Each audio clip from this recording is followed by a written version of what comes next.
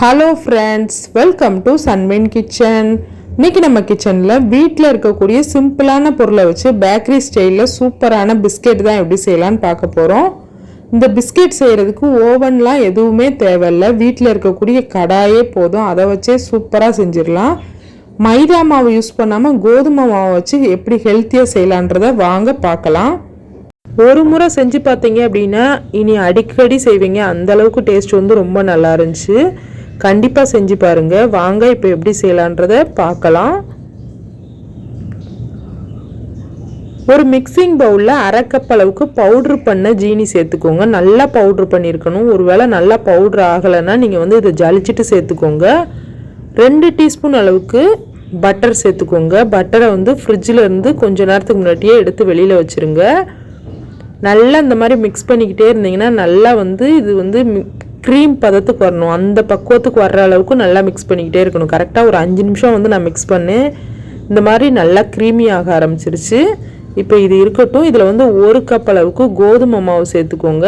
ஜலிச்ச கோதுமை மாவு சேர்த்துக்கோங்க. 1/4 டீஸ்பூன் அளவுக்கு பேக்கிங் பவுடர் சேர்த்துக்கோங்க. இது எல்லா சூப்பர் மார்க்கெட்லேயுமே ஈஸியாக கிடைக்கும். கேக்கு பிஸ்கெட்லாம் செய்கிறதுக்கு யூஸ் பண்ணுறது தான். இது சேர்க்கும் போது நம்மளுக்கு கடைகளில் கிடைக்கக்கூடிய அதே டேஸ்ட்டில் வந்து பிஸ்கெட் வந்து கிடைக்கும். அதனால தான் நம்ம சேர்க்குறோம். ஒரு 1/4 டீஸ்பூன் அளவுக்கு சேர்த்துட்டு நல்லா இந்த மாதிரி கையால் பிசைஞ்சிக்கோங்க. இது இப்போ நம்ம சப்பாத்தி மாவு பதத்துக்கு வந்து பிசையணும். நீங்கள் தேவைப்பட்டால் இதில் பால் இல்லைனா தண்ணி சேர்த்து பிசைஞ்சிக்கோங்க. ஒருவேளை உங்களுக்கு மாவு வந்து கரெக்டாக வந்து பிசைகிற அளவுக்கு இருந்துச்சு அப்படின்னா ஓகே, அப்படி இல்லைன்னா இந்த மாதிரி பால் தெளித்து பிசைஞ்சிக்கோங்க. ரொம்ப அதிகமாக சேர்த்துறாமல் கொஞ்சம் பார்த்து சேர்த்துக்கோங்க. ரொம்ப அதிகமாகிடுச்சு அப்படின்னா மாவு வந்து தண்ணியாக ஆரம்பிச்சிடும், பிஸ்கெட் வந்து கரெக்டான பதத்தில் வராது. சப்பாத்தி மாவு பதத்துக்கு இந்த மாதிரி எல்லாமே ஒன்று சேர்ந்து வர்ற மாதிரி நல்லா பிசைஞ்சு எடுத்துக்கோங்க. பாருங்கள், இந்த மாதிரி பிசைஞ்சாச்சு. இப்போ ஒரு சப்பாத்தி கட்டை அல்லது இந்த மாதிரி ஒரு மேட்டில் இந்த மாவை வந்து அப்படியே வச்சுட்டு சப்பாத்தி தேய்க்கிற மாதிரி தேய்ச்சி எடுத்துக்கோங்க. ரொம்ப நைஸாக தேய்க்காமல் கொஞ்சம் வந்து திக்காக இருக்கிற மாதிரி தான் தேய்க்கணும். அப்படின்னா தான் வந்து பிஸ்கெட் வந்து கரெக்டாக வரும். ரொம்ப நீங்கள் நைஸாக வந்து தேய்ச்சிடவே கூடாது. கண்டிப்பாக இந்த அளவுக்கு தேய்ச்சதுக்கப்புறம் நீங்கள் வந்து ஏதாவது ஒரு மூடி இருக்கும் பார்த்தீங்களா வீட்டில், நான் வந்து ஒரு டப்பாவோட மூடியை தான் வச்சு இந்த மாதிரி கட் பண்ணி எடுத்திருக்கேன். பார்க்கும்போது ஒன்றோட சேஃபாக இருக்கும். அதனால தான் நீங்கள் ஒரு வேளை இந்த மாதிரி தேய்ச்சி கட் பண்ணி எடுக்கலை அப்படின்னா சின்ன சின்ன உருண்டைகளாக உருட்டிட்டு லைட்டாக தட்டிட்டு கூட நீங்கள் பேக் பண்ணி எடுத்துக்கலாம். இந்த மாதிரி எல்லாத்தையும் கட் பண்ணதுக்கப்புறம் அதை வந்து தனியாக எடுத்துருங்க. எடுத்துட்டு மிச்ச மாவையும் இதே மாதிரி ரெடி பண்ணிக்கோங்க. இருக்கிற எல்லா மாவையும் இந்த மாதிரி ரெடி பண்ணிங்க அப்படின்னா சூப்பராக ரெடி ஆயிரும்.